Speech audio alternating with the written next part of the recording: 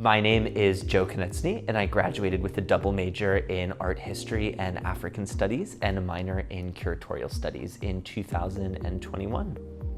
Now, I'm a graduate student at York University in art history and visual culture. I'm also working at a tech startup based in Korea called Ringel, where I'm a freelance content writer and editor. Right now, I'm involved in a curatorial startup that I'm working on with a few other graduate students at York. We're called Serious Curators Against Monotony, also known as SCAM. And our work, it's primarily gustatory, so that involves food, performance, and sharing. Right now, we're working on something called the Jello Playdates, where we're creating hundreds of jellies that are set in different flavors and kind of like thicknesses. So we have some really strange flavors, some really normal flavors. We're also filling a tub with jelly for you to kind of like rub yourself in the Jello. So we're really interested in art that sort of transcends the visual or ocular experience and goes more into like sensorial, gustatory, and other kinds of, non-traditional art forms.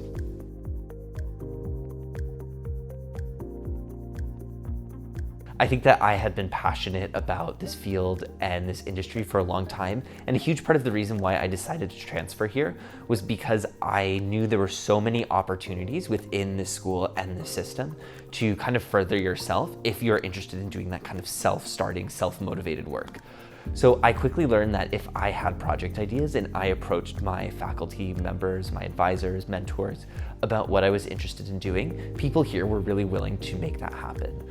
One great example of this was in 2019. I won a grant from the Equity, Diversity in Arts Committee based here at UTSC, where I got to administer quite a large grant through a large interview process. It was great. I went through the really rigorous research ethics protocol, which has been a great asset for me now in my graduate life. For me, as soon as my junior and senior years here at UTSC came around, I knew I was thinking about PhD programs, I was thinking about master's programs, what the qualifications were, and so on. One thing I was really thankful for was I had two faculty members here, Erin Webster and Elizabeth Harney, who were really, really supportive in me pursuing my dreams. Both of them kind of have experience. They understood what it's like to be somebody who wants to study art history, is really struggling with the really tough job market, but also knows they want to, not give up on pursuing their passion. So with support from the two of them, I was able to get into a bunch of different programs, including full PhD programs in the US. Ultimately, I really liked the environment at York. I thought it was the perfect transition for me to come from here, where it is really this close, supportive environment. York is a little bit bigger, but still has a lot of that same, I would say, self-starting mentality that I found here at ACM.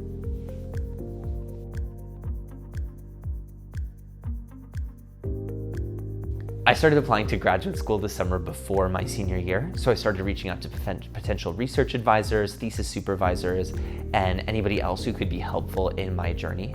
My faculty here at ACM was really supportive, and they helped me kind of draft emails to write to people, different schools to reach out. They helped me expand my list to include schools I hadn't necessarily thought of before, including making the connection to York. I ended up applying, I believe the deadline is usually late December or early January to apply for graduate schools. So I applied during that common deadline, and I was lucky to be admitted just a month or two later. So actually before I even left my senior year, I had secured a spot at graduate school that was fully funded. In the coming years, I'm actually really hoping to move to Europe, specifically Germany. I'm looking at doing PhD programs in Berlin, and that's because I'm really discovered I'm passionate about academic research and speaking. I've prepared for a few different conferences, I've written a few different peer-reviewed articles, and I've really fallen in love with the publication speaking process. In Europe, there's a lot more spots available to kind of do this stuff full time, especially early in your career. Whereas here in Canada and North America, the job market's a bit more limited to tenured academics. So, being here at ACM, it really gave me those beginning skills to start experimenting with this, which gave me the confidence in graduate school to really, I guess blossom is a bit cheesy, but spread my wings and fully experience this kind of work.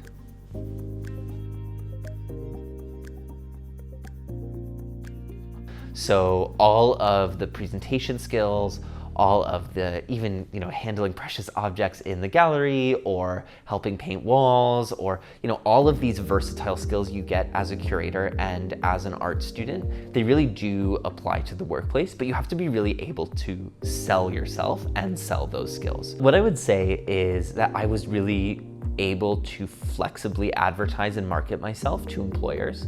So I was able to say that I had strong presentation skills or strong reading and summarizing skills, things that maybe aren't traditionally thought of as art historical skills, but were definitely things that I was good at. PowerPoint design, making pamphlets, cross-cultural communication, because I took language classes as part of my art history degree, working with people in overseas teams.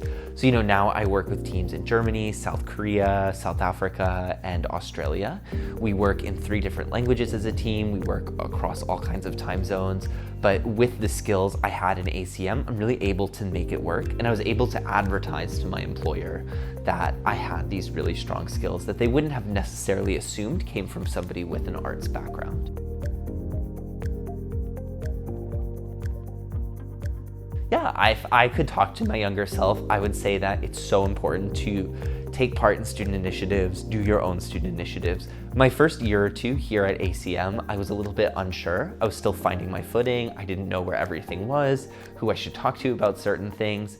But looking back, I wish I could have used that time to do more really incredible things with the spaces, utilities, and faculty that are here. So doing independent exhibitions, doing community-based research, doing video projects, all these kind of really cool portfolio and resume building things are available to you your first year, but most people don't feel comfortable taking advantage of it until their 3rd or 4th. One thing I would say to students is that U of T and ACM in general, it's really well connected, and faculty here have great connections and resources to other schools. So something else I would say is don't be afraid to reach out to faculty and really lean on them to use their social network, their connections, and so on. I've gotten a lot of great opportunities and referrals from the faculty that I was close to in my undergraduate experience. So I'm really thankful for that, and I encourage people to do the same thing.